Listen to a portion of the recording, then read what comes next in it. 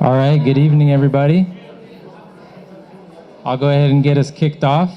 It is 7:30. All right, good night. Good evening. Not yet, good night in about an hour. Good evening, my name is Paul Cottrell. I'm the Director of Public Works. Is that not loud enough? Hello? All right. Are you like Muhammad Nuru in San Francisco? Why don't you try this way? Hello? Hello? Where's that? Hello? Hello? Hello? Hello? Whoa. How's that? Is that a little better? Okay, sorry about that. I'm Paul Cottrell. I'm the Director of Public Works. I just wanted to say thank you for being here and choosing to spend part of your evening with us. It's great to see so many people here. I think that means you care about your neighborhood. This is landscape and lighting maintenance. This is Rancho Solano, district number 5. Hopefully you're in the right place.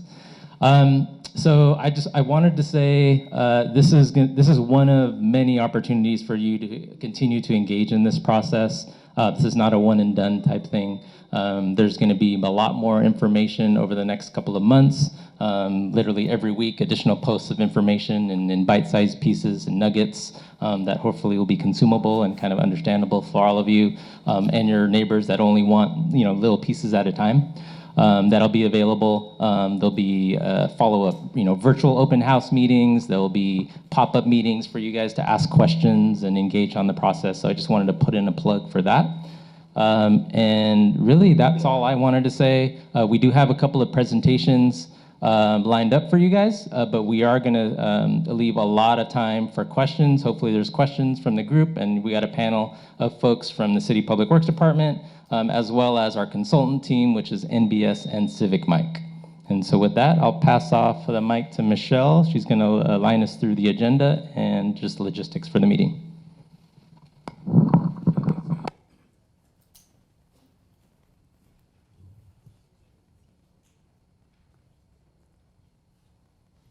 All right, welcome everybody. I just want to say, as an engagement specialist, seeing this many people here today caring about their community is really revealing about Rancho Solano and about Fairfield and how much you all care. And I just wanted to take a moment to say that. I see some familiar faces in the crowd that have been working on this for a little over a year, and I just want to say thank you to those people that I see out in the crowd. The agenda, Paul just gave us our welcome, and this is the little introduction. We will go through the history of the district, and then with Chris, and then overview of the engineers with Sarah, and then I'm going to switch my. Oh, thank you. Sorry. And so then we will leave plenty of time for questions and answers, as we know that all of you have a lot of questions and answers. We are going to ask that we hold questions until the very end of all the presentations, because your question may be answered in one of the presentations. The other thing I just wanted to mention is that the city is completely neutral. They have no desire for this to either pass or not pass, and so this right here is just purely informational, and I just wanted to state that.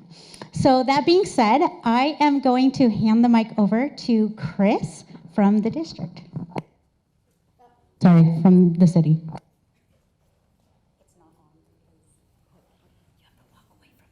I'll be over here. All right. Hello, everybody. My name is Chris Lewis with the Public Works Department. I'm just going to go over a brief history of the district in case you're just now joining us. We've been in this process for probably about a year now. But for those of you who may not know, just a very high-level district overview and the budget and proposed budget that will be presented to council in April. So the Rancho Solano LLMD was established in 1985 in anticipation of all the new development that was happening in this area. Shortly thereafter, in 1999, council approved max annual assessment rates of $350 per parcel, and that also included an annual automatic CPI increase over the years. Currently, the district maintains lighting and landscaping on Rancho Solano Parkway, Mencos Corner Road, and a lot of the interior streets within the district. The district, however, does not maintain the golf course. The golf course is set up as an enterprise fund, so all the revenue generated on the golf course, along with other general fund subsidies, is what pays for the golf course maintenance on the grounds. Next. This is, I know there's a lot on this slide here. I just wanted to put this up here. This is a slide of previous year's budget, and I won't go through all the line items here. I just wanted to point out some important points. About 5 years ago, the district's budgets and assessments were right around $500,000. It has since, almost doubled. It's 1.5 times that amount now in current year, fiscal year 22-23. And I really wanted to draw your attention to, there's one line item with an arrow, a red arrow, that first red arrow you see. That line is blank. That represents the contingency expenditures we've been able to have in this district and the reserves we've been able to have in this district, which of course has been zero. The reason for that is because over time, as costs has increased, we've been pulling from our fund balance, and that's represented down there at the bottom. We've been pulling from our fund balance pretty steadily over the last 5 years, eventually to the point where we have no fund balance. In fiscal year 2021, there was some staff turnover in our department, and so with new staff and a fresh set of eyes, we took a look and started doing some projections for all of our LLMDs here in the district. And we noticed this shortfall, this funding shortfall. We brought it to council, we brought it to you all, started the process to begin increasing funding in this district. So the proposal to generate additional funding in this district is to create an overlay district, pretty much the same boundaries and same services that the existing district is providing, except for the streetlights. Now, you may have noticed in the engineer's reports you viewed online that the streetlights for interior roads, so that's everything behind the gates, has been removed from this engineer's reports. This decision was made relatively recently, although we have been working on it for a couple months now. The decision came out of a legal analysis that our city attorney did for us and determined that the Streets and Highways Code actually doesn't allow for funding of streetlights that lights private roads. So it's a legal decision. It wasn't anything that the city pushed for or wanted to do. The Streets and Highways Code, which governs LLMDs, does not, however, have that same restriction on landscaping, which is why landscaping is still being maintained, and you'll see that in your engineer's report. I want to, have everybody rest assured that doesn't mean that you're not going to have lighting on those interior streets. We're currently in discussions with the HOA to come up with some solutions for how we can, continue to provide those lighting services in those areas. So as of right now, there's no plans to just shut off those lights. I just want to, you rest assured about that. Okay, next please. So here's the proposed budget for the new district. And with this new proposed budget, it's also in the engineer's report. Of course, there are increased assessments proposed with this new district, but I wanted to just point out that with those increased assessments, there's also increased general fund contributions. So the general fund contribution will increase by about $20,000, bringing that total contribution up to $60,000. And Sarah from NBS will get into why we have those contributions in the first place in just a little bit. In addition to that $60,000 general fund contribution, the city will also be paying $150,000 in assessment fees. The same city is a property owner here in this district, so the same as the individual property owners, the city will be assessed according to the same methodologies that everybody else is assessed. With this proposed budget, we'll also have adequate funding for quality landscaping as opposed to the low bid service providers that we've been having before. Our purchasing policy allowed us to only hire those service providers that had low bids, so we were forced to take the low bids, and we've since changed that policy to where we can now go on a qualifications or select providers on a qualifications-based selection. This district will also have funding for street light repairs because we still have those street lights on Rancho Solano Parkway that we got to maintain and take care of and replace eventually. And there's also going to be room for contingency and reserves where we didn't have that before. This budget allows for about $90,000 in contingency and reserves each year, which of course, once we get to a comfortable reserve in the entire fund itself, then we will no longer have to assess property owners for that reserve. This budget does represent just the maximum budget for this district. Of course, we will have a CPI included on this along with your assessments, and Sarah will also get into that in just a little bit. So just letting you know, this represents the max. It doesn't necessarily mean it will be the budget every single year from here on out. And with that, I will go ahead and pass it to Sarah. Good evening, everyone. My name is Sarah Mears with NBS. I'm the director of our District Formation Consulting Services team.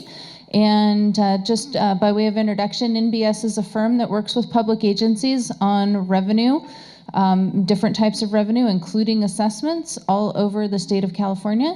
And I have been working with NBS and in this space for over 20 years. Next slide.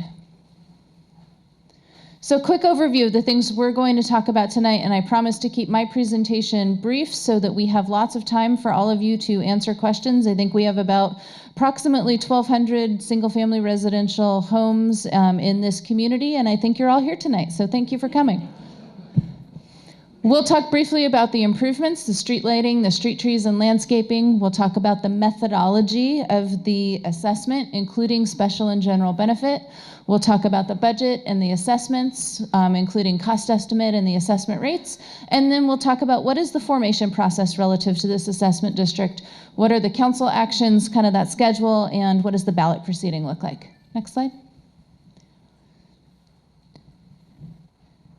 This map shows you where the improvements are in your district. I know it might be a little bit difficult to see. This is also in the engineer's report in larger form and something that's available. If you are not all signed up on civicmike.com to receive updates, a lot of this information is posted there for you to look at.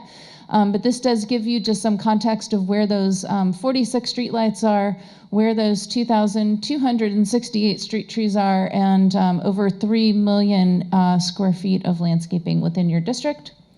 Next slide. So methodology. You'll hear the word assessment a lot tonight.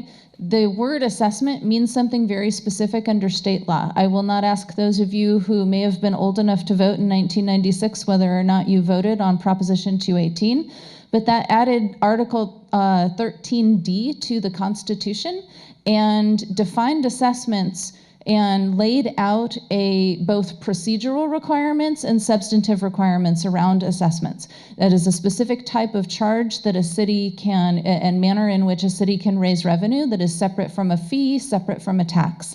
So it has its own set of rules and regulations.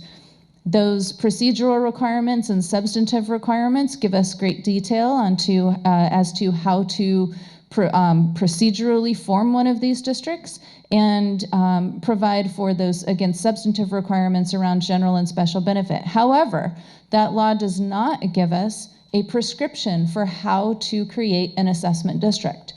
That's left up to an engineer, of which NBS is the firm helping with that. So in terms of the methodology, we'll do a handful of things as we look at an assessment district. We're going to identify where the improvements are. What is it that we're doing? What are the improvements that are being maintained? We'll determine what the cost estimate is for those improvements. We will identify the parcels that benefit from those improvements that are being maintained. We will separate general benefit from special benefit. You'll hear those words again. I'll go into a little more detail. We'll allocate the special benefit amount proportionately to the parcels within the district, and from there we'll calculate the assessments for each individual parcel that would be levied. Next slide. So special benefit. Special benefit is benefit that is conferred to parcels that are going to be assessed. General benefit is benefit that accrues to the community at large. So we need to separate those two things. By identifying the special benefit, in terms of the street lighting, we're looking at improved safety, improved accessibility. For the trees and landscaping, we're seeing improved aesthetics and increased livability. And then to allocate those special benefits proportionately to property in the district, we're looking at a handful of factors. We understand that not every parcel is the same in the district. Parcels are going to have different land uses, they're going to be of various sizes, et cetera. And so we relate those to each other by a point system. And in creating that point system, we're looking at things like the land use, building square footage, lot square footage, and the average daily trip generation for each individual parcel. Next slide. So general benefit. We have to separate out the general benefit. So when we have the total cost estimate, and I know for those of you in the back that detail is going to be very hard to see, I do want to mention this presentation will be up on Civic Mic, so you'll have that detail as well. And this is in the engineer's report. But in terms of the general benefit, what we're doing is looking at the location of improvements, and we're using pass-through vehicular traffic to determine those folks who are driving by the lovely improvements in your community, but who are not necessarily benefiting or paying into the assessment.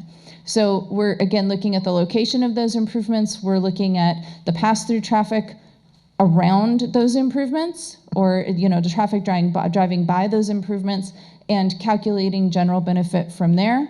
And so you can see here, I can't read the percentage, 32%. Approximately 32% is general benefit. And that means that of the total cost of the maintenance, 32% is going to be general benefit, which is not paid by property owners in the district. Next slide. This is also really hard to see. This is the budget. I apologize, I didn't expect quite this big of a room. This is the budget for the district. Chris talked about this a little bit. This is the cost estimate relative to maintaining the improvements in the district to a satisfactory condition. She mentioned the quality landscaping as opposed to the lower bids that had been in the past.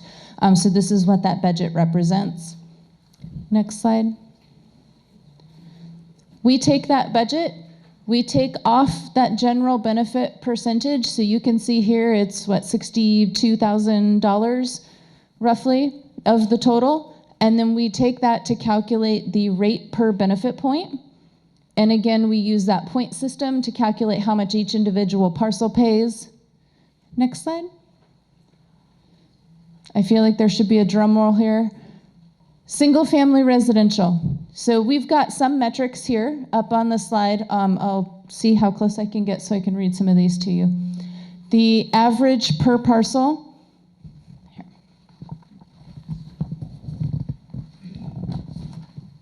Can I just ask you a really simple question, please? At the end of the presentation, this is one of my last slides. I'm almost done.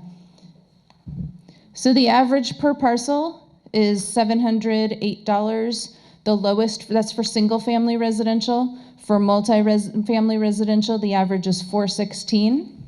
I do want to point out that publicly owned property does pay into the assessment district. That again is a requirement of the provisions of Proposition 218.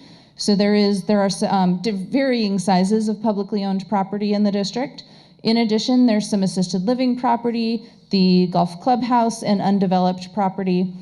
The average per parcel for the publicly owned was $27,043. So this just gives you a sense of where those are. These amounts, I'll refer you back to Civic Mic.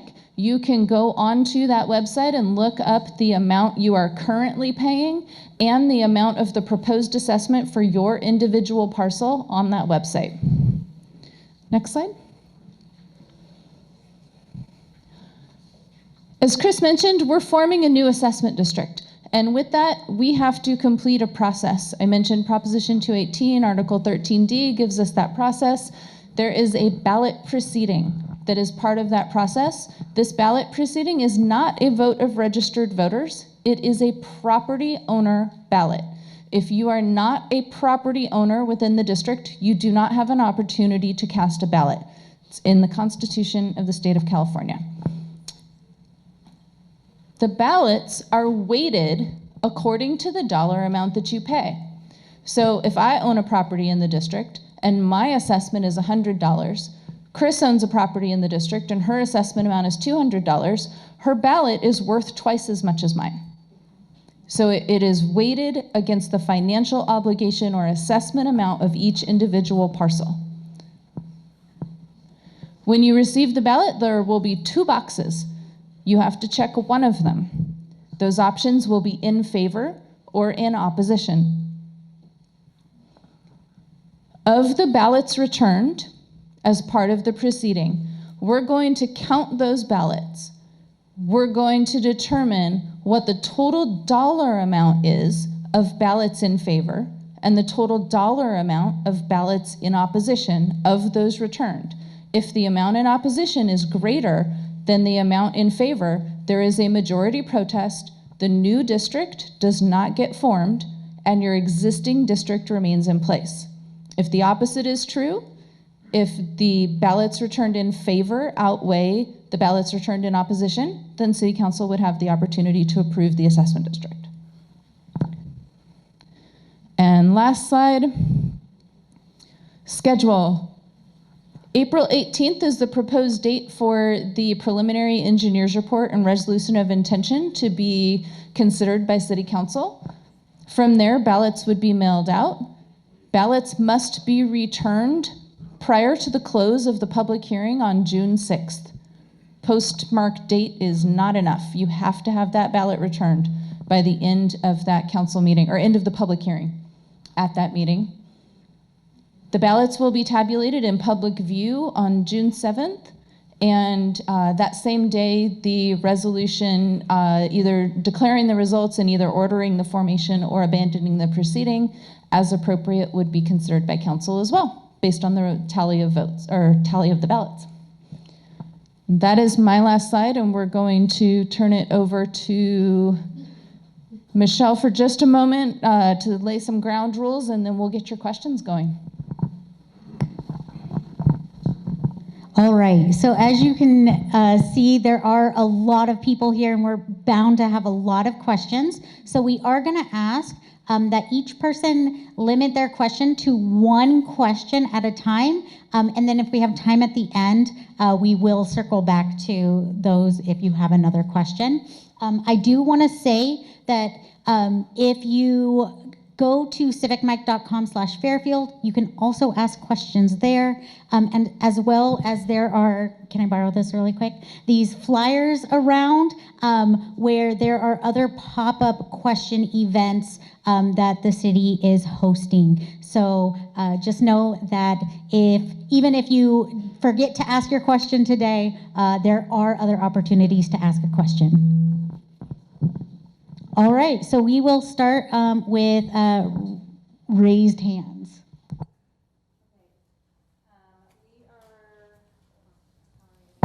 Michelle, we are going to attempt to bring the microphone to you, or some of you in the middle there, if you shout out your question to me, I'll stand at the end and try and repeat it for everyone to hear. So just because I think it's really important, most of you want to know, well, what is my assessment amount going to be, right? What's the proposed amount? On civicmic.com, the front page of Fairfield, you scroll down, there's a map. You can type in your address and it will pull up what your current assessment amount is right now and what the proposed assessment amount is. So you can see that information there, as well as the slides from tonight, and then the presentation will ultimately be posted there. Thank you. So if I get this correctly, you guys are going to do this as a percentage, which then could jeopardize our property values as our property values go forward, such as if they were to repeal Prop 13, let's say, because it'd be a function of our property taxes. And if I understand it correctly, there's 1,200 parcels. You're looking for roughly $1.2 million. Wouldn't it make more sense for the HOA just to assess each parcel $100 or $25 a quarter, rather than have something that jeopardizes all of our futures with Gavin Newsom repealing Prop 13 possibly, and having our property taxes go up altogether? Hopefully you can hear me with this microphone as well. Is that okay, folks in the back? Good. We're not getting as much feedback with this one. So this is not a general property tax. An assessment is a line item that shows up on your property tax bill. It is the amount that you're being charged or assessed, has nothing to do with the value of your property, has nothing to do with ad valorem property tax and the 1% that you already pay under Prop 13. This is completely separate. These funds must be spent within the assessment district. It is separately accounted for and separately charged. So while it is a line item on your property tax bill, it is not part of the ad valorem or general property taxes.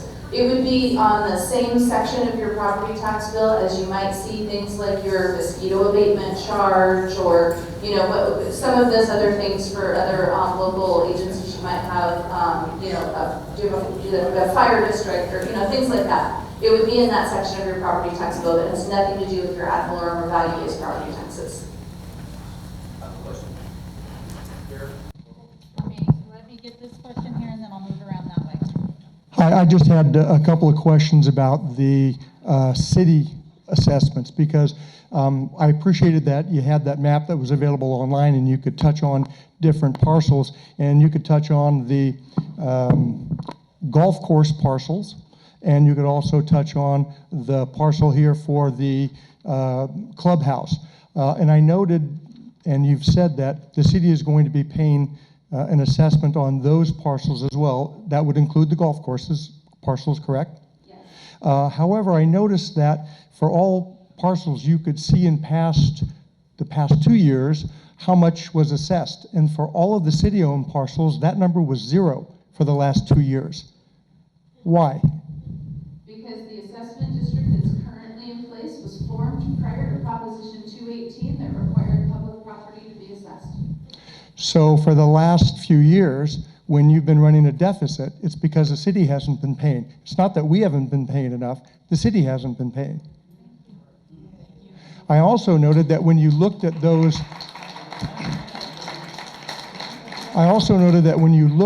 parcels and the size of those parcels and the average daily trip use for those parcels, those numbers were much larger than any of ours. However, when you assessed and looked at what percentage of your assessment compared to your lot size, most of us were assessed at about a 4% rate, or rather a 6% rate. The city was being assessed on their parcels a 2% rate. Why? Depends on the land use. The average daily trip information depends on the land use. The average daily trip information comes from the Institute of Traffic Engineers. So we're looking at the land use. Well, we know that the golf course gets a lot more daily trips than any of our individual parcels. So those daily trips are a lot higher, and the parcels are much bigger. You ought to be charging the same percentage to the city as you're charging to us as individual parcel owners.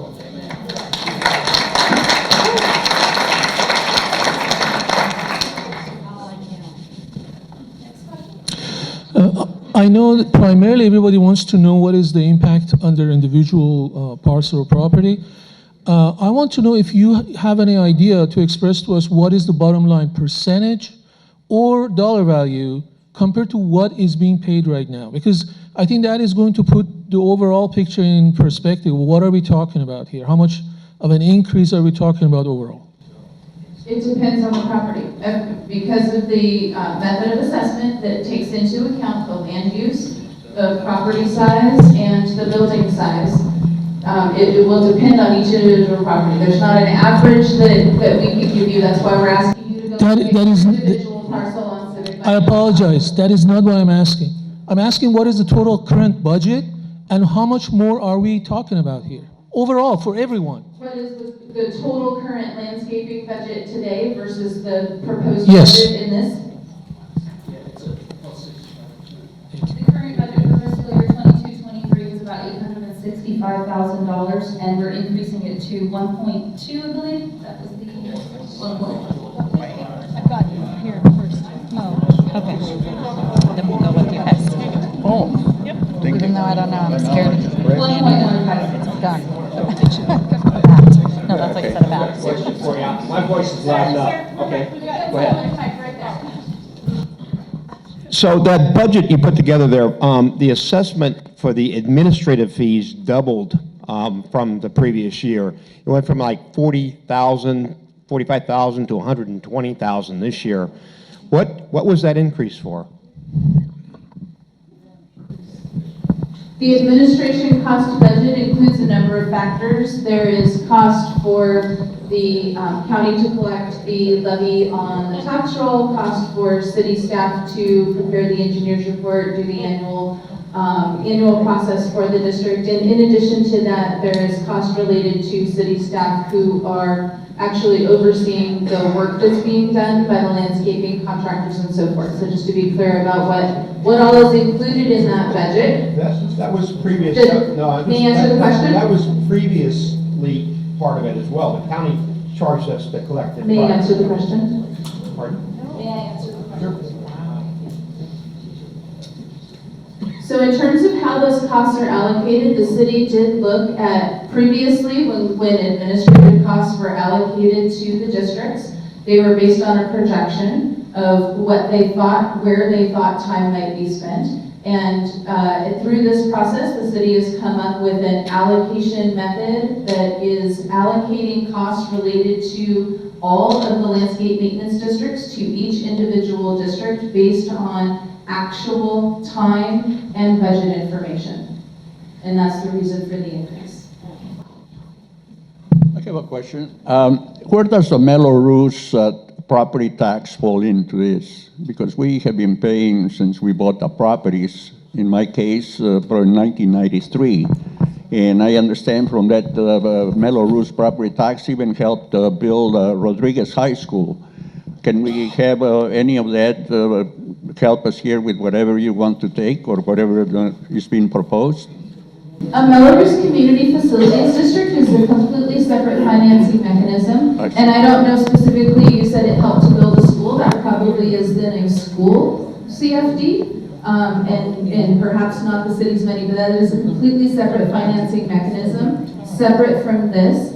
You could potentially utilize the CFD for this same purpose, but that's not on the table. The money in that CFD has to go for whatever was approved when that CFD was adopted. There was a very specific list of improvements and services that could have been provided in those documents, and that is the only opportunity for those funds to be spent on. In the same way that these funds for landscape maintenance can only be used for the items listed in the engineer's report for the landscape and lighting services. So they are special funds.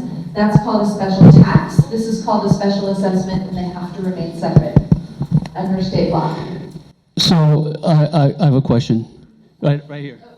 Yeah, so it's a follow-on question to the maintenance cost. I was looking at the budget for the last 2 years, went from 490,000 2 years ago to almost 800,000 last year to almost 1.2 million this year. Why is the cost like doubling every year?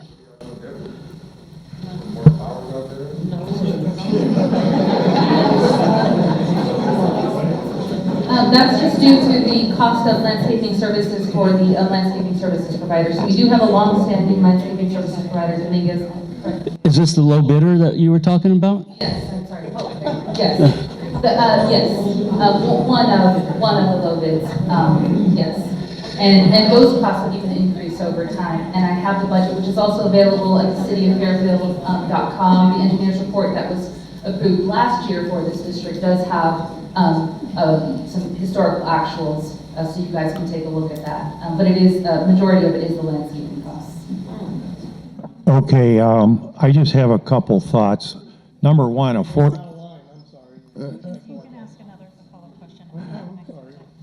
First off, the other gentleman already mentioned is a 45% jump in the budget in 1 year is, 6 or 7 times inflation. So, yeah, I don't understand that. But maybe more important to me is I understood that we all paid the same amount. And the truth is, my light out my street isn't any better than the one on the other side of the estate. And the way I downloaded this into Excel and looked at it and sorted it, and what I found is that half of the people in this room are going to pay more and half are going to get lower. And I don't understand why there's some sort of a wealth tax distribution of this.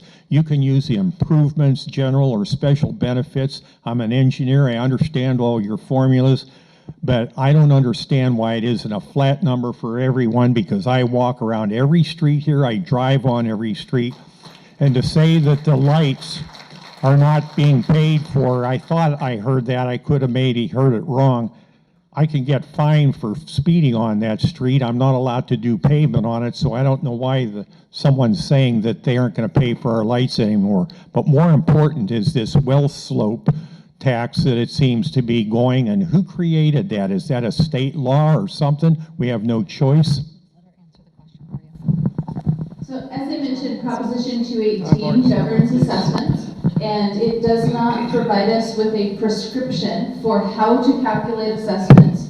So that is left to an assessment engineer, which is NBS in this case. And so we have, again, more than, in terms of our total team, we have more than 150 years of collective experience with assessment districts in the state of California. So we see the case law that comes out, we see these types of districts when they're sued, and we react to what the courts are saying to us in terms of how to calculate assessments in a legitimate and justifiable way. And this is the methodology that we have established based on, again, the criteria of what the improvements are, where the improvements are, what the benefits conferred are.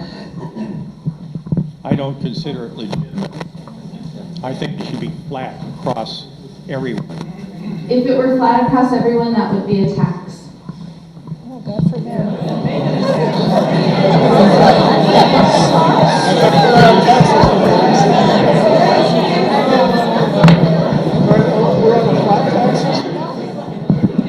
Hello. Hi. So I'm not sure if I have a question or a comment. Okay. But I saw your slide about how this fund that pays for all these things has declined rapidly and steadily over the last 4 years. So why, and then as you hit this critically low level, your legal department gins up an excuse under Prop 218 to come back to homeowners to make up for the city overspending or not paying close attention to its budget. And so you've had this problem created over years, and now you come to us with 90 days from today to get our ballot in to decide how it is we're going to pay for the problem we didn't create. So where's the fairness in that, and why is the schedule so fast that we have to make a rapid decision to correct a problem that's been brewing for years? Would somebody from the city like to address that? Sure. I'm not trying to understand the part about the problem that the city didn't address. Well, look at your slide for how this fund declined. Oh, yes. And compare that to the slide about how the expenses increased. So the landscaping budget, I'm just looking at this here, the landscaping budget went from $300,000 in 1819 to over $500,000 in 2021. So when you couple that with a minimal increase in assessments, that's why we had to start dipping into the fund balance. So now is the optimal time actually to start looking at, well, could have been last year, but it's right around this time when we start looking at what do we do to make sure that we don't fall off this fiscal cliff. So, and then to address the 90 days portion, I believe that's law, that they only have, if you could correct me if I'm wrong, is there only 90 days between the public hearing and the ballot? It's a minimum.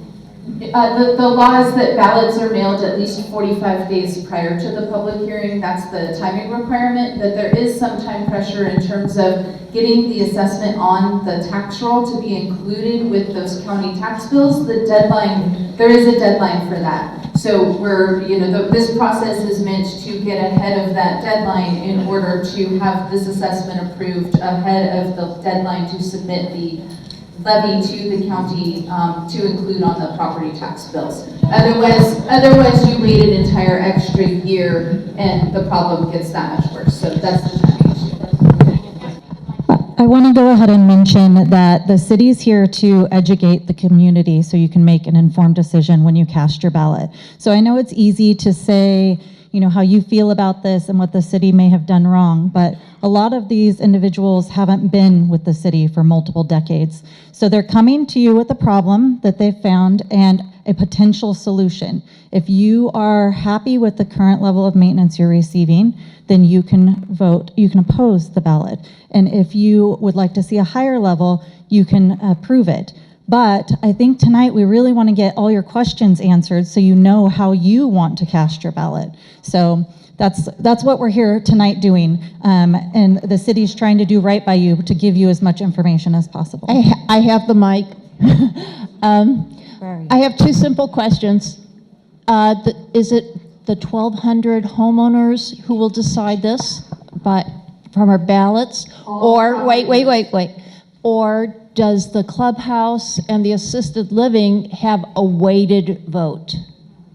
All property owners within the district who will pay an assessment have an opportunity to cast a ballot, and the ballot is weighted according to the financial obligation or assessment amount each property owner would pay. So that includes the clubhouse? Yes, and, it does. And assisted living, correct. wow, so they have like 50% or, I don't know what percentage, but they have a big clout as far as the vote. And my second question is the school included in? Okay, so they also will have a say. And then you talked about high quality and low quality landscapers. So I'm confused. Is Dominguez high quality or low quality?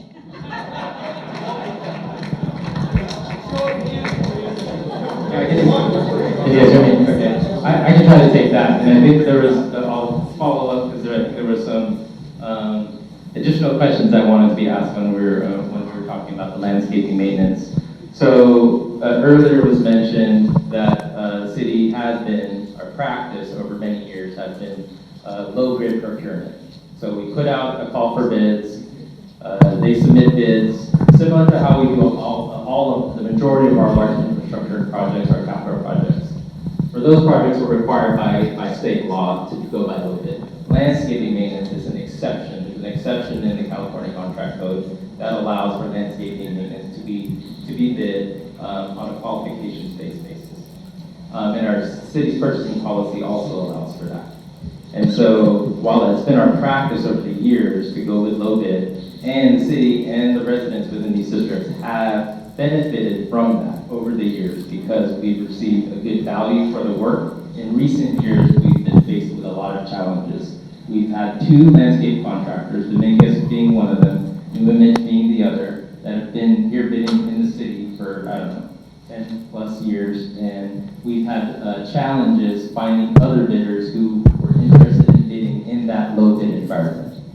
Because they couldn't compete with that. So you had two contractors that were continuously trying to outbid each other to win the next contract, to the point where they couldn't perform the work that the contract was required for the bid that they were submitting. And so what we saw in some of our other districts was we weren't getting what we paid for, right? We were getting lower level work. Right, and so what we did in the other three districts where recently your neighbors are Paradise Valley, Rolling Hills, and North Cordelia, we talked with new contractors that were interested in working with the city if it was not low bid. And since January of this year, TerraCare is the other contractor. You may have seen some of their vehicles out on the city streets. Their work is at a higher level. You get what you pay for, right? And so their work there, we've noticed it. We've heard from residents, we've heard from some of our more local residents that, wow, these guys are really good. They resource the job properly, right? And so what we heard from TerraCare and another company that we spoke with is when they get the contract, they hire people to work here, right? So we have full-time laborers that work for this landscape company that are working in Fairfield every day. As opposed to some of our other contractors who, what we understood was they get the next contract and then we're waiting for them to free up from their other job. And so we get, not the service that really what the contract was allowed for. So as we were developing the budget, we took those new proposals from TerraCare as a key point of reference in developing the budget. Because what we heard from the community in the working group meetings dating back to last year was we want the highest level of service. We want our landscape maintenance maintained. And so we knew that based on recent experience in dealing with New Image, who we terminated from those 3 contracts because of their poor service, and from Dominguez, that was not sustainable. Earlier this year, we heard from Dominguez on another contract that we managed for general fund areas. They said they could no longer perform the contract for the price. They gave us a proposal for triple the cost and said we can continue on a month-to-month, but only at this price. And so, yes, we've got good value over the years, but it's no longer sustainable. So hopefully that helps. So if I could,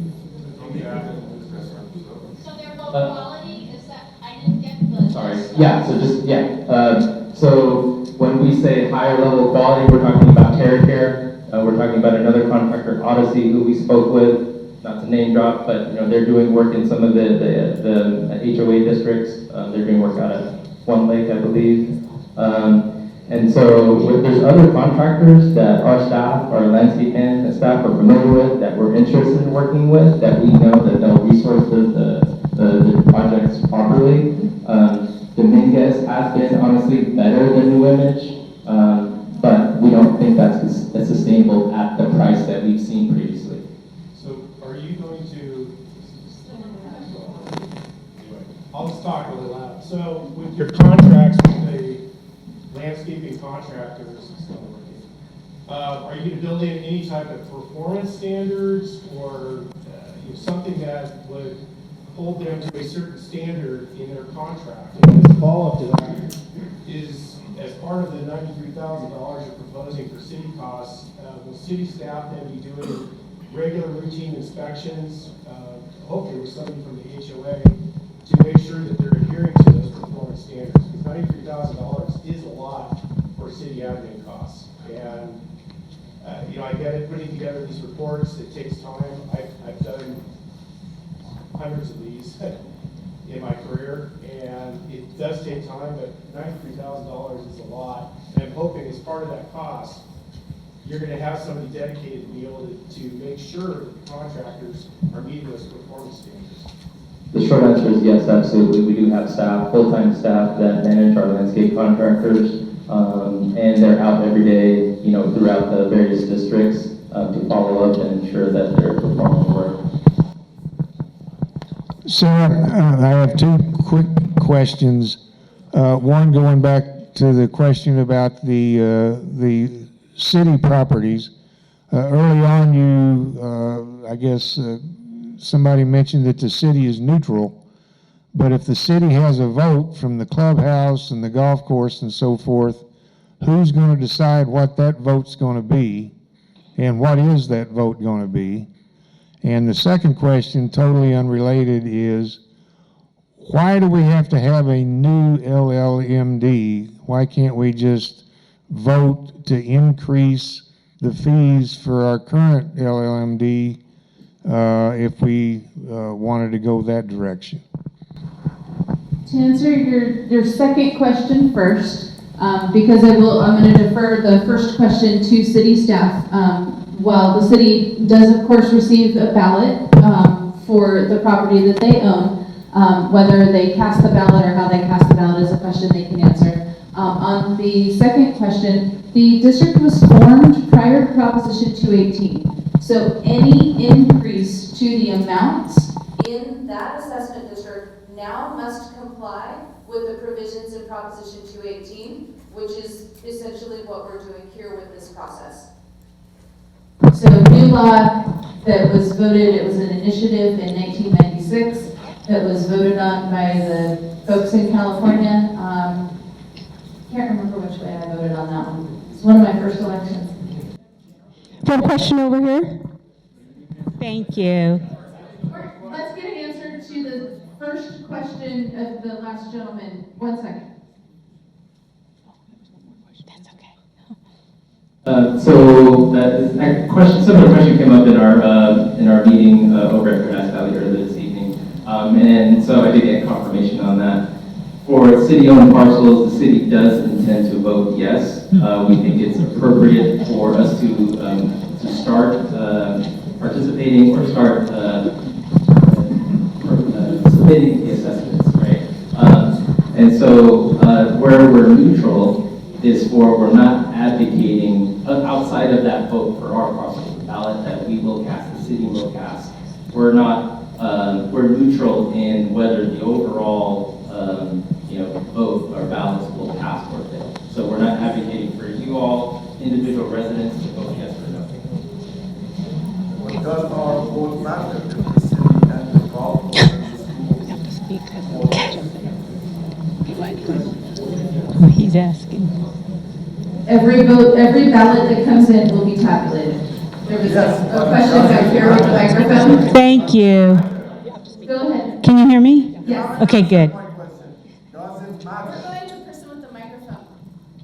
Real quick here. Thank you. I just wonder if we are, as 1,200 property owners in the community, are actually the people who are going to be paying for this landscaping, are we going to have some, say in what we think might be reasonable and sustainable landscaping in Rancho Solano? Are you asking, just to clarify, are you asking about specifically what type of landscaping? Yeah, because right now, I see these flowers getting pulled out every other month and other flowers going in, and I think we're in a drought. We're in an environment that does not necessarily sustain, the kinds of flowers that I see in the areas that are common in Rancho right now. So I'm not really sure if the people who are making those decisions are actually making the right decisions. But if we're paying even more money for, what we're calling high quality, how much say will we have in the types of plants and drought tolerant sort of environments we're creating with our money? Thank you so much for clarifying your question. So the answer is yes. Residents will have a say in that, and each year, I'd just like to say, historical practice has been that each year the city does meet with the HOA at the very least to speak about the budget.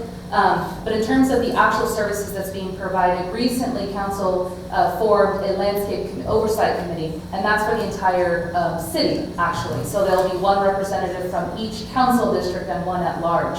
So that would be, I would say, the first place you could start to start providing your recommendations, but that also, the city is also in touch with members of the HOA on a regular basis, so that would also be a forum to provide your recommendations and your, what types of landscaping you would like.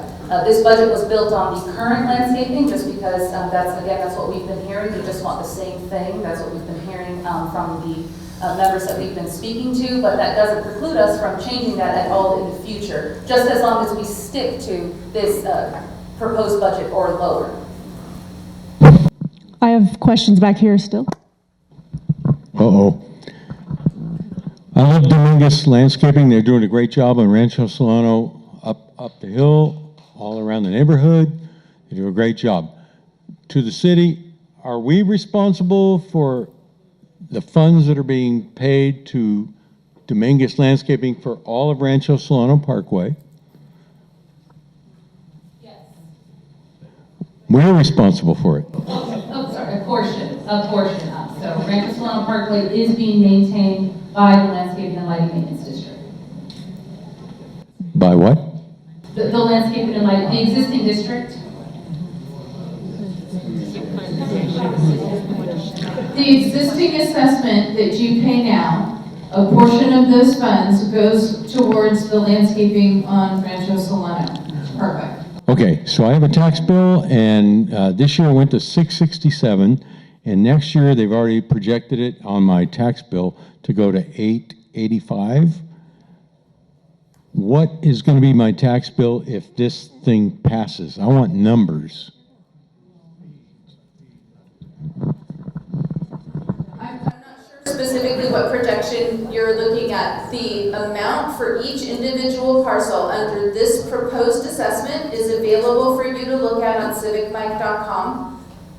So you can take a look there at your individual parcel, you can type in your address, and you can find your property and see what the amount is under this proposed assessment for each individual parcel.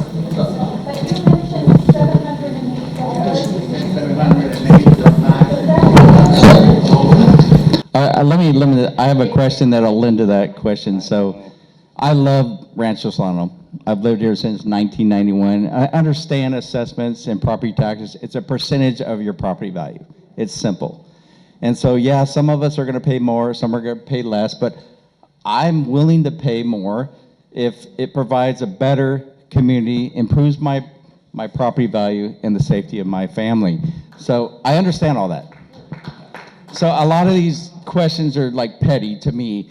And so I'm a business guy, and so I'm gonna just get down to the bottom.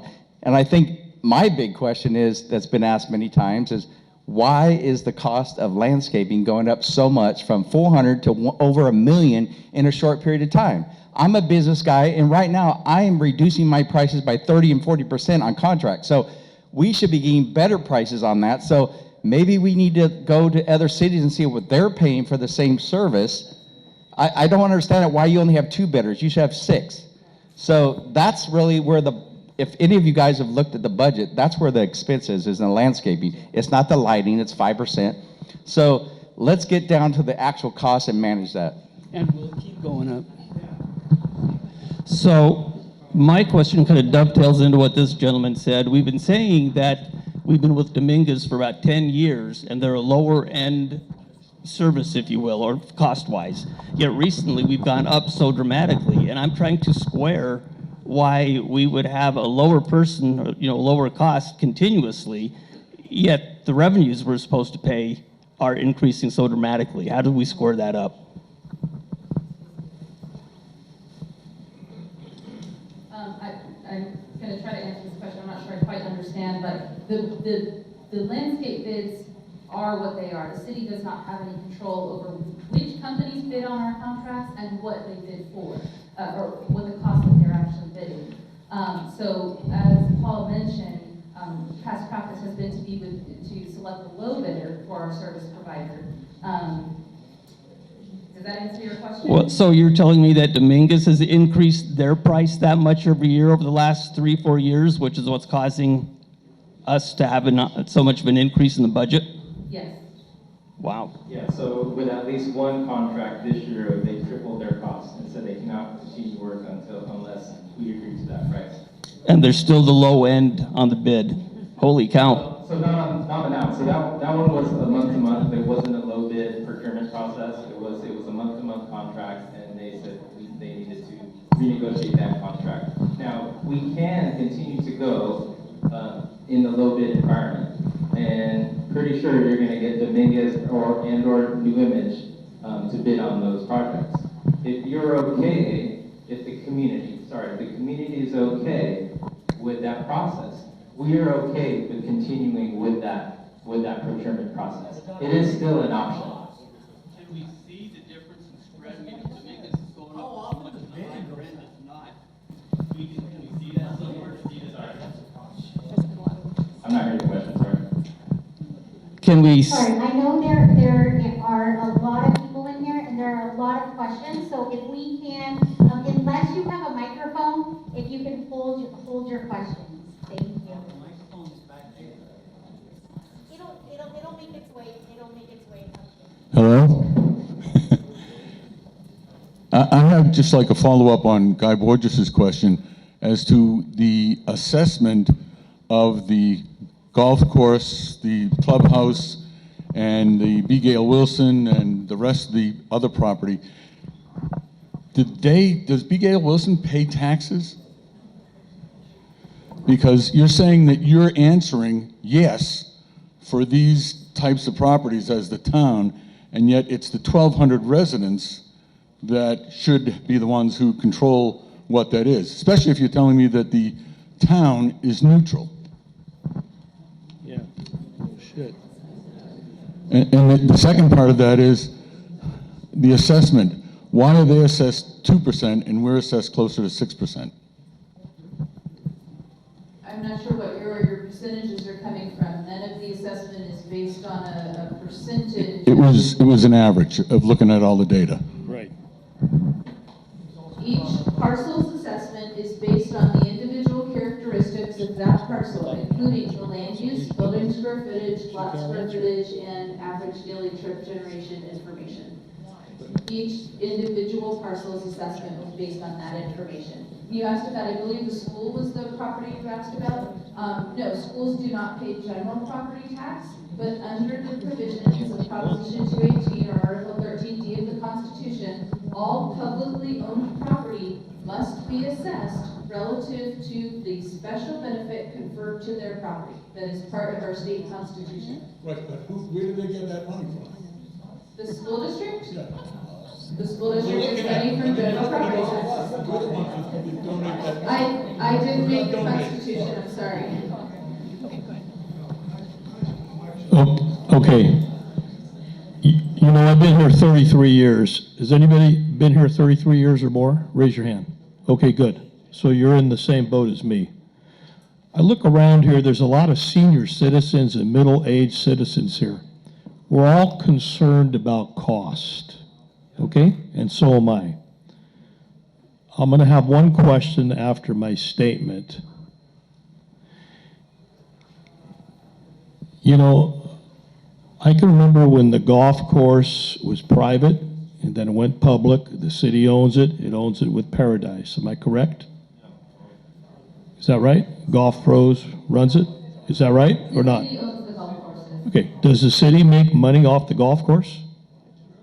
It's an enterprise fund, and I can't say that it has been subsidized by the general fund. Okay. But the golf course is going to have a very weighted value along with the school and the club on this ballot. Am I correct? Every ballot is weighted according to the financial obligation of the proposition. Okay. Now, I'm not trying to be facetious, but I will tell you, you can talk about tax assessments and everything, but I don't know if you live in Rancho Solano, but when we look at our tax bills, there's 20 lines on there. You can't even figure half of them out. When you call the assessor's office, they can't give you an answer.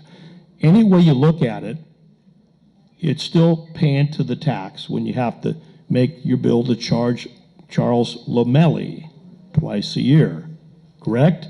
So the deal is you can write all of that off, whether it's an assessment or not. You're saying it's not a tax, okay?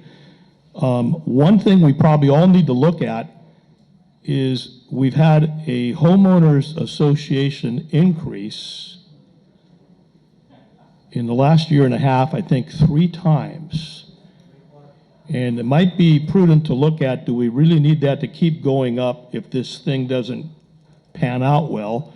Or should it be in the assessment in our tax bill, which you're able to write off on your taxes if you can do that? I mean, that's the point we need to look at. Because I'm kind of tired of paying homeowners association increases for something that we're not getting. You can't even get them to answer the phone half of the time.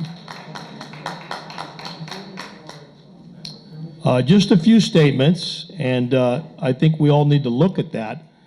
But I am kind of concerned about how much income the golf course is taking in, and I play golf too. It's well kept up. The city's making money on it. They're making money on Paradise.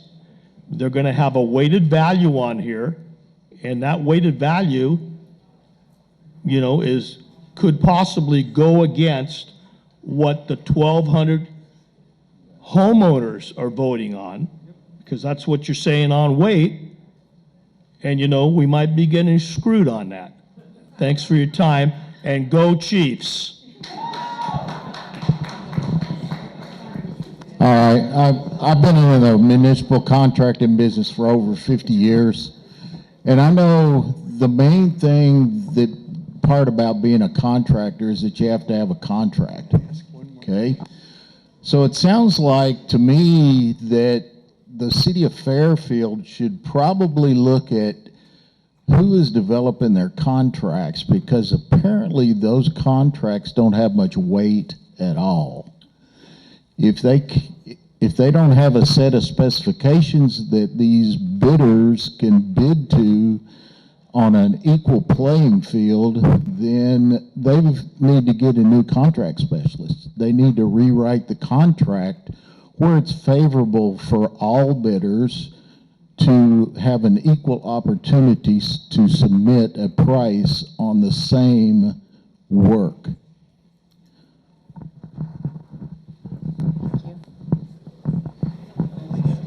I'm sorry, she was first. Okay, I have two very quick questions. I have two very quick questions. The first one is, if this is being turned over on a yes vote to the HOA, do we get any input on the budget? You mentioned the budget will be reviewed. Do we get actually any input on that within the HOA? This is not part of the HOA at all. This is a separate assessment district under the city. So what is our benefit then of putting it through the HOA? It's not going through the HOA. There's no proposal on the table to put this through the HOA. We'll just be paying for it through our HOA dues then? No, you will not. This is an assessment that is collected on your property tax bill, and the fund is managed by the city. This has nothing to do with the homeowners association. Okay, that was rather confusing. So I know you've answered the question about the golf course and the school, but do you have an actual number of votes that they get? I know it's based on their size, but do you have an actual number of votes that they get? No, I don't know what percentage overall all of those parcels pay together. Is there a way to determine that before we make the vote? Yes. How? Part of the notice that comes out as part of the ballot package will include your assessment amount for your individual parcel and the total assessment amount for the entire district, so you can see what percentage of the total assessment amount your property is. Again, this is the ballot tabulation is based on the ballots received. We don't know how many ballots will be received. We don't know, kind of what that denominator is that we'll be dividing by until we count the ballots, because it is based on ballots received. Okay. So you can look to see what those parcels are that you're concerned about, the golf course or what have you. Well, You can look at that to I think everyone in this room, total. I get that.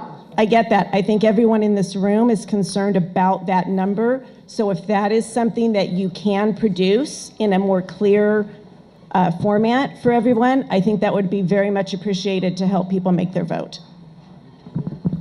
Well, my question is kind of similar to that, but let me get to the bottom of it. Now, let me ask you this.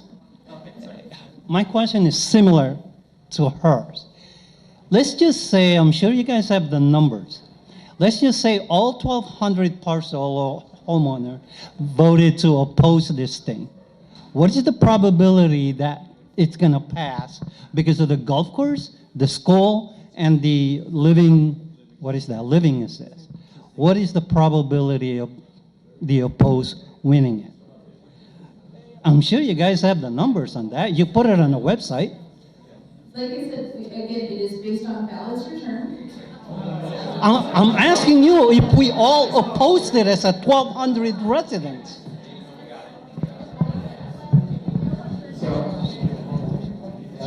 We understand the question and the request. What I'd like to offer is that, so I don't want to give numbers, exact numbers, and not be confident in the numbers. We can look up the numbers and calculate them, and we can provide them in a post and get everybody that information. Right. But you say it's on the website, so someone puts that on the website. Just so we can provide clarity and point you to the exact numbers that you're asking for. Because we understand the concern and the question, and it's not that, okay, if golf course votes yes, that it doesn't matter. That's not the case.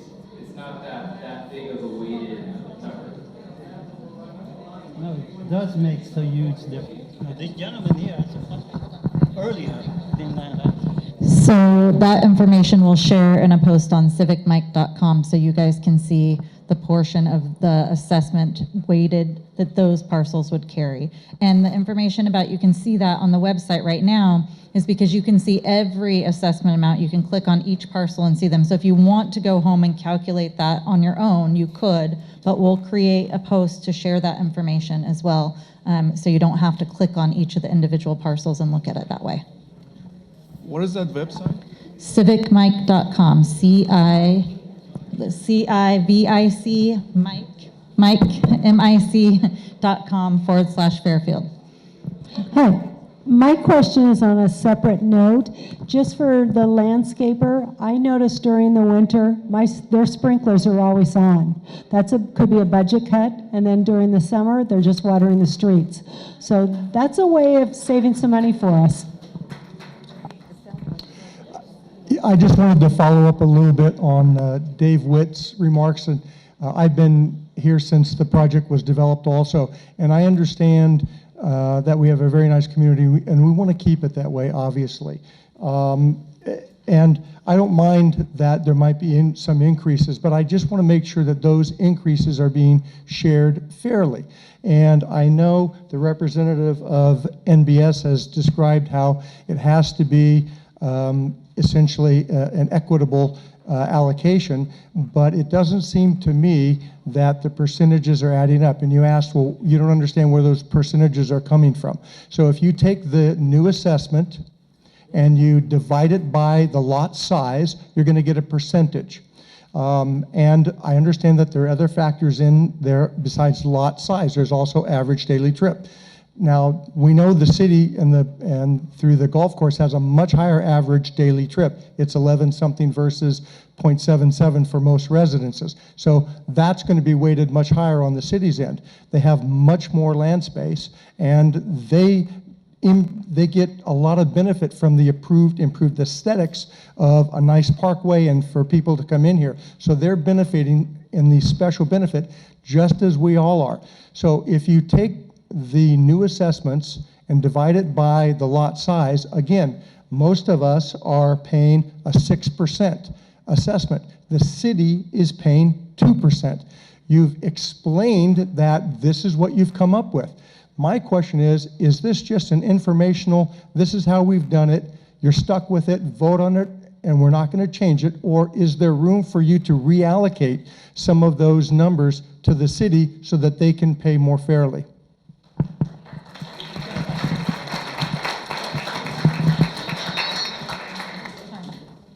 As we approach the assessment engineering for this work, we were looking at 9 districts within the city. We've worked with the city for the last year plus to look at all of the improvements in all of the LLMDs that we're looking at increasing assessments for. And through doing that, through looking at all of the improvements individually in each district, through looking at all of the services being provided, we have established a methodology that is consistent across the districts as much as possible given the different characteristics of each individual district. So there is not room to change the assessment methodology without any consideration to how that change would affect the other districts, how that looks in other districts. So again, applying that consistent methodology, as with the administrative costs that we talked about before, all of these metrics were developed with city staff to come up with a methodology that is fair across the districts. Just one more question. If it turns out that it gets voted down, those additional costs will then transfer to the HOA to be allocated in dues. Is that accurate? No. No? So would the services just get reduced? Yes, the city would continue to provide services using the assessments that we can collect, but over time, just because what we've seen with landscape costs in other districts and just the market in general, those costs are going to increase and outpace the assessments that we can actually do. If it gets voted down, will the city still pay its assessment? No, that's under, again, the way that the existing district was formed was under a different methodology prior to Prop 218. So they wouldn't.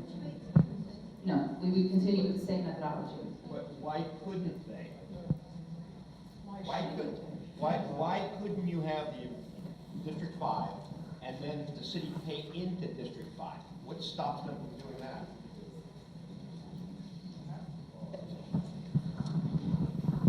What we could do, so there is an option to re-engineer the district. That doesn't mean increase the assessment rates, that's not a Prop 218 vote, but what it would be, it would be another additional cost to re-engineer the district and reallocate the costs according to new methodologies. Well, wouldn't that be more fair? Well, we wouldn't get the budget that we needed. I mean, we would still use the same methodology. So how much does this study cost to do this, what we're doing here right now? Approximately $50,000. All the way through the vote and everything? I'm sorry? All the way through the vote, the whole package is $50,000? Correct. Okay. For the engineering, yes. And No, the Prop I'm talking 218 ballot. through the ballot vote Yes, and everything? yes. I had a question, quick question for MBS, the consultant. So are you on a percentage or a flat rate fee for the city? Flat rate, you can see my contract, I'm sure, online. It was approved by City Council. One of the questions I think basically been asked before, which is what happens if your proposal fails? If the assessment, if the ballot receives If it's rejected. majority protest, Yes. then as Chris just mentioned, the existing assessment district that is in place remains in place. And those assessments continue to be collected, and whatever level of service those assessments can support would be provided. Or you can re-engineer it.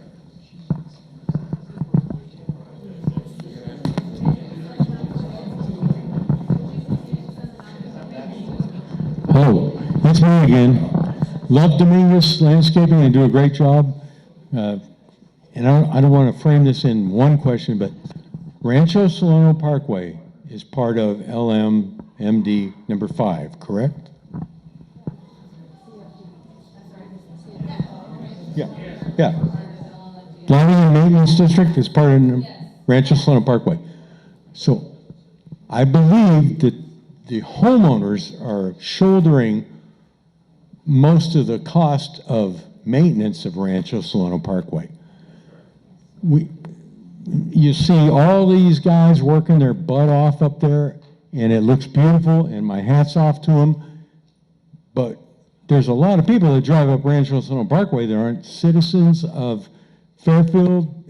They're coming from all over the world, all over the nation. And we are paying for the upkeep of that parkway for the city of Fairfield. We, as homeowners, are going to be shouldered with paying that assessment. Is that correct? Partially.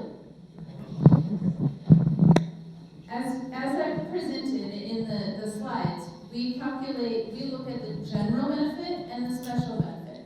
And so you mentioned folks that maybe don't live in this community who are driving around or passing through or what have you. Those trips, that vehicular pass-through traffic, was used to calculate the general benefit share of cost that is not being charged to property owners paying into the district. That is general benefit, and that is something that would be paid by the city.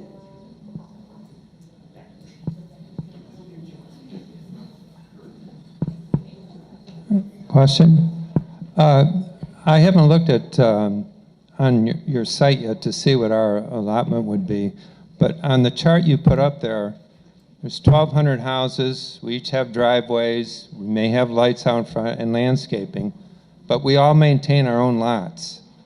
And when I looked at your chart, you had some lots paying around $300 and some, and at the other end, you had some lots paying $2,400. And you talk about traffic, land use. Could you explain why one lot might have to pay 7 times more than another lot? What are your factors? In terms of the differential between residential, so not considering other land uses, just looking looking at single-family residential, the two primary factors that drive the amount are going to be the lot size and the building size. So the larger the lot, the larger the building, and if you have both a large lot and large building, that is going to contribute to a higher assessment amount. Yeah, but $300 versus $2,400, that's a huge difference. My house isn't going to be 8 times larger than another person's house.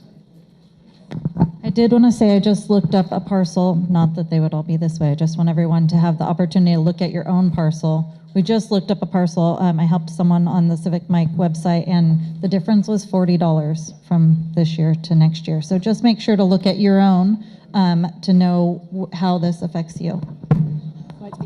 I got a question. You know, we're talking about the school, the country club here, and what is it? And assisted living. I mean, if you really be honest with everybody here, I know everybody likes living up here. I've been up here 30 years, and you know it as well as I do. Instead of telling, placating everybody, it'll pass because they're going to carry the majority of the votes, and you know it, and I know it. So I mean, be honest. Be honest with everybody. That's all you got to do is be honest. And the way it looks, taxes. You're talking about 1.2 million to do this to the landscaping. That contract's got to be reevaluated. It has to be reevaluated. That's a lot of money.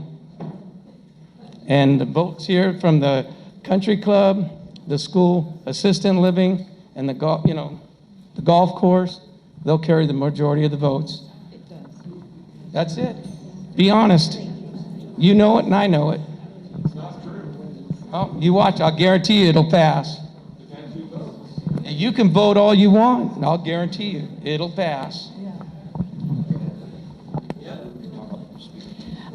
Could you help me understand how you came up with this formula that just because someone has a house that's a little bit bigger or a lot that's a little bit bigger, they get more appreciation and more benefit than a person who has a smaller house and a smaller lot? How can they not get the same benefit from all of the landscaping that we all share?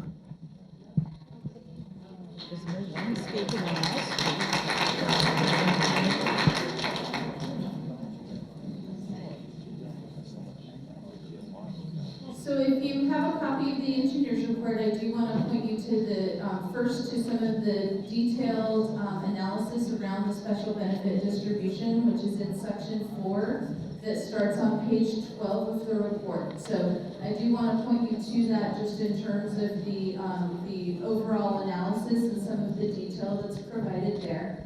But why? Who came up with that idea that someone benefits more than someone else just because their house size is different? We developed, we meaning NPS, have developed this methodology based on what? I'm just waiting for folks to quiet down so I can also hear. We developed this methodology based on our experience in this industry, based on the case law that we have seen coming out of the various courts in the state of California when these assessments are challenged.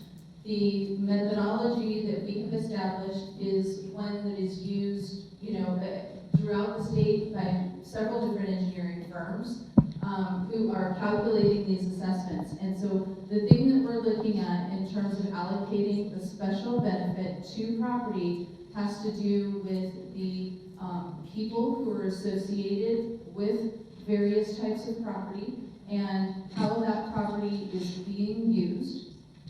So we, as a group, 1,200 homes, we all pay an HOA fee that is the same for every home. And that is... It's not true? Pretty much. Well, it's basically, it's very close.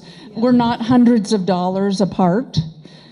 And so was that methodology ever considered to assess everyone basically the same amount rather than hundreds of dollars in between point A and point B? So again, this is an assessment district, and the Constitution of the state of California gives us substantive requirements in terms of how we look at these districts. Your HOA fees are not assessments under state law, so it's not a comparison that we can make. I'm talking about equality. Correct, and under an assessment district, the provisions under state law require that the assessment be based on special benefit conferred to property and not be equal to everyone, meaning the assessment amount cannot be equal for everyone unless everyone benefits equally. So I have a quick question, two questions actually, in regards to what Ainsley was just mentioning.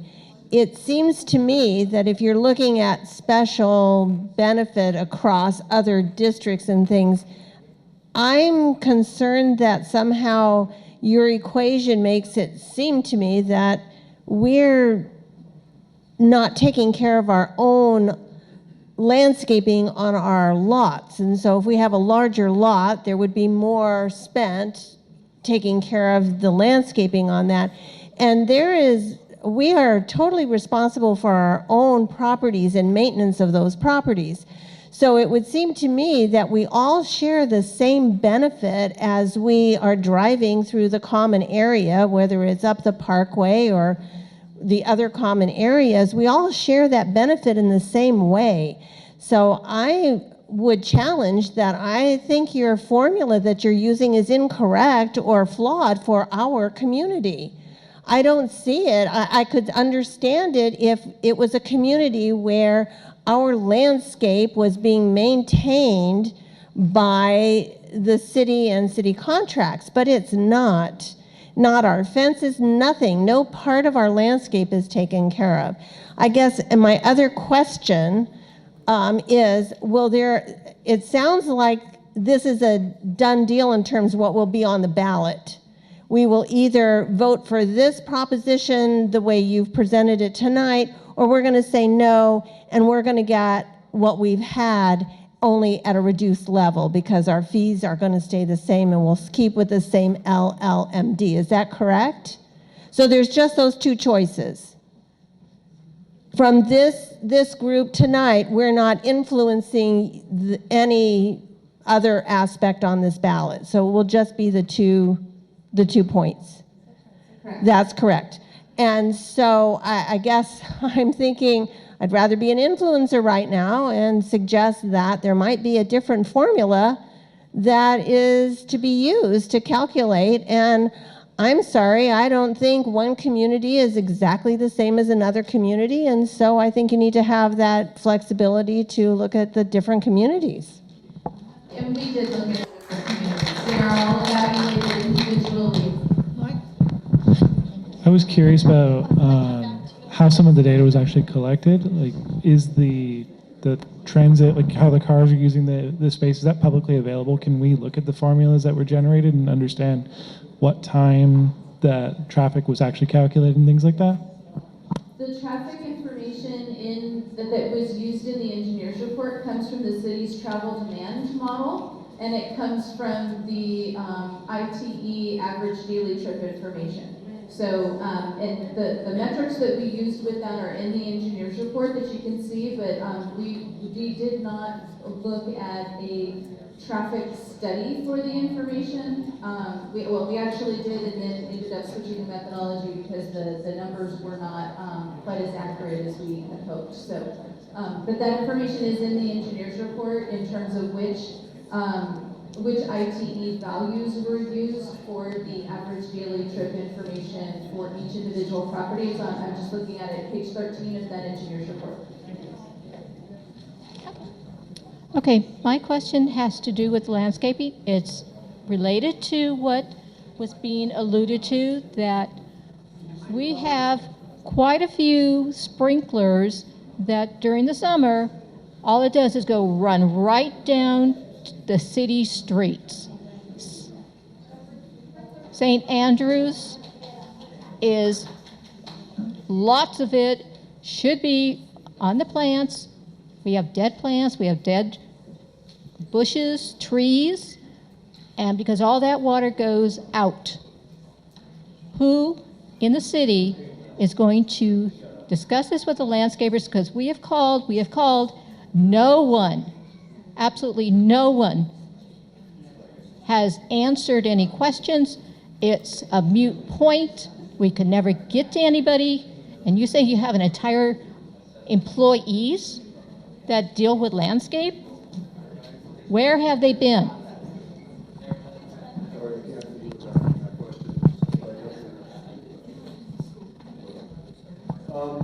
So I'm Mike Gray, I'm the operations superintendent, but until 10 years ago, I was the landscape manager.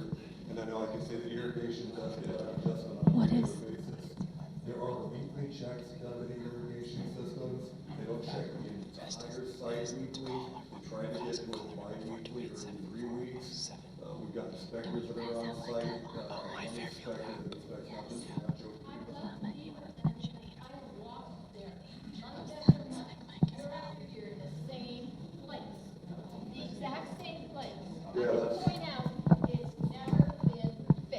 Yeah, that's unfortunate. I'm not going to argue with that point. I know if it was before it would have been fixed, I would like to say it would have gotten caught on an inspection. Or the landscape would have caught, but if we get the location, I can definitely relay that down and have it repaired. But my apologies. The last thing we want to do is wastewater, especially. I just want to mention that there is a City of Fairfield app where you can report these issues. We will definitely send that out via civicmike.com, so make sure that you are signed up so that we can get you that information.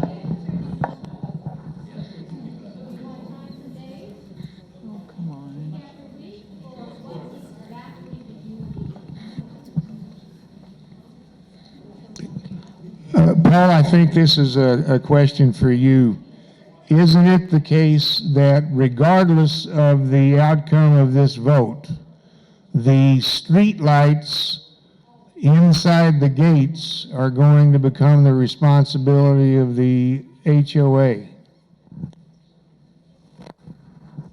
Yeah, so I think Chris touched on it earlier, that the determination was because the streets, the internal streets that are private, we cannot collect, the law does not allow those to be assessed because the street lights are private streets. So even if the vote is no, and the old district stays in place with the old assessment, the streetlights become the responsibility of the HOA. Thanks for clarifying, David. Yes, that is correct.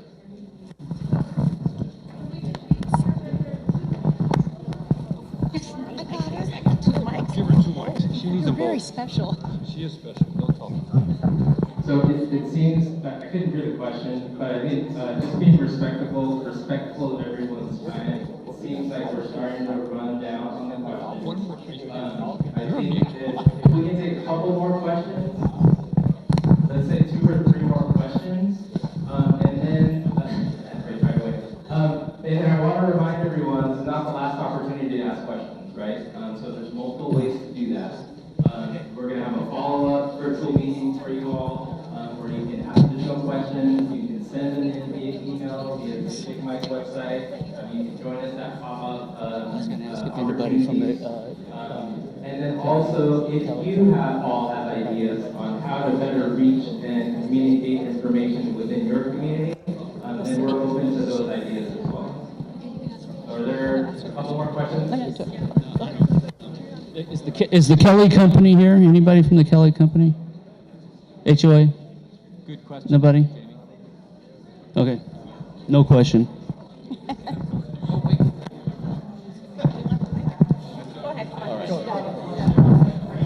First of all, I want to thank all you guys up there from MBS. the city for being on defense. I know this is not a fun thing for you, but thank you. Everybody here is my neighbor, and hopefully they think like I do. I've lived here since 1991. I love this community. Best community in Solano County in my book. I mean, I want to protect our property values. I'm sure they all do too.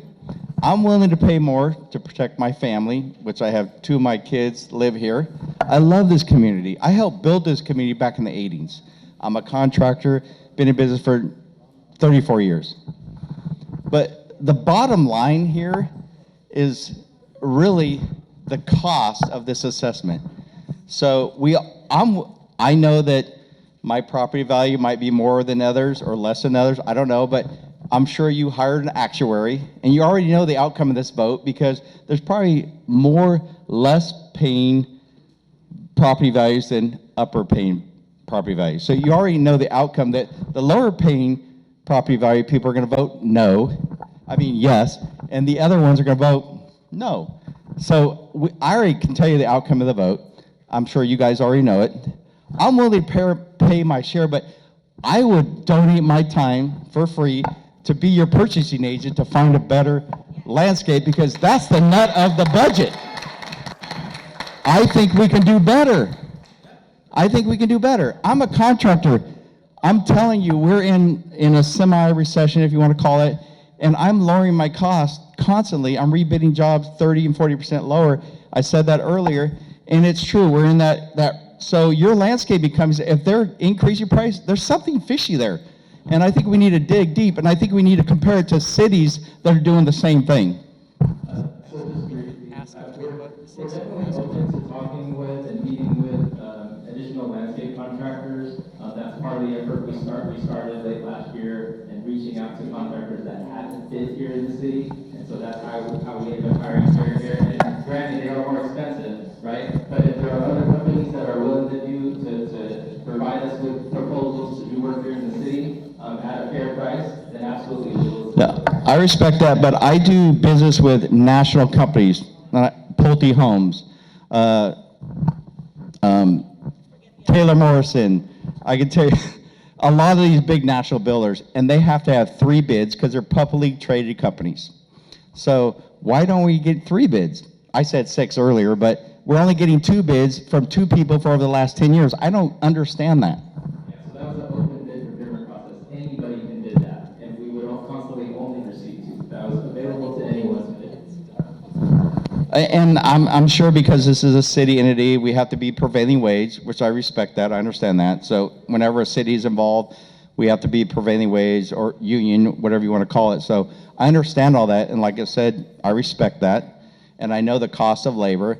So the admin cost is nothing to me because I respect, the 95,000 because it's probably a net on somebody's check at 70, and I understand the payroll taxes, workers' comp, and all that stuff probably pushes it to 95. So I understand all that. That's nothing compared to what I'm talking about. The $4 to $1.2 million in landscaping costs is, I can't agree to that.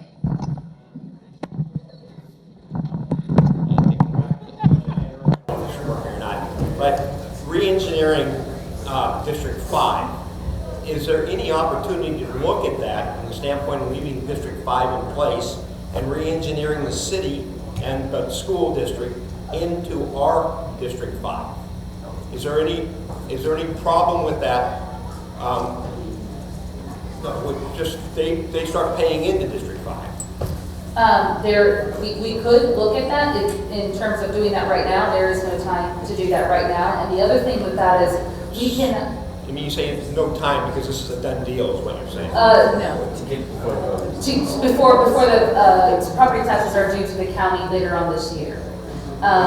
We haven't been running a deficit like the other districts that you guys have been working with.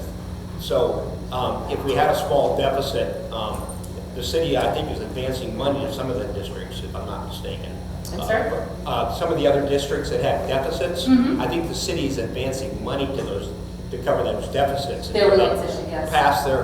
We're not in that situation. Correct. So meeting this next tax year shouldn't be the criteria for us to get this thing passed immediately. Well, actually, we have been pulling from fund balance in order to sell. I saw that. Yeah. There So also, our administrative costs jumped $80,000 in that period of time. that's correct, and that was for this process here. Yeah, I know. Okay. And that's what I'm saying. Yeah.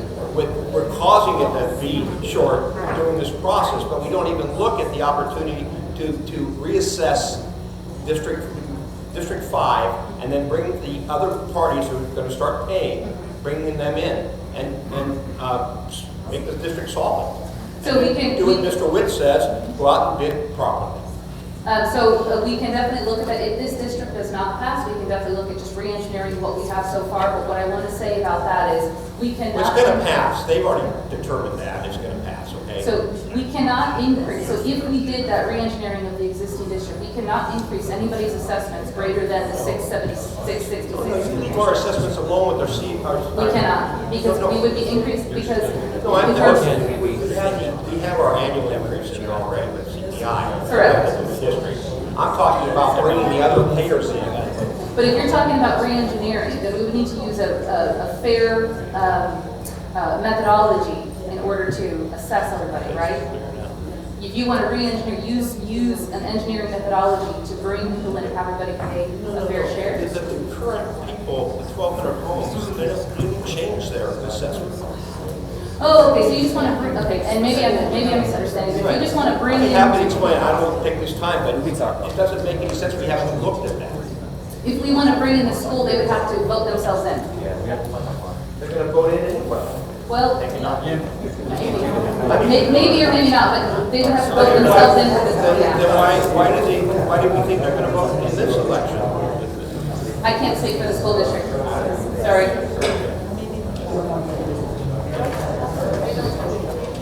Thank you, everybody. I can't believe it's 2 months left. Oh my God.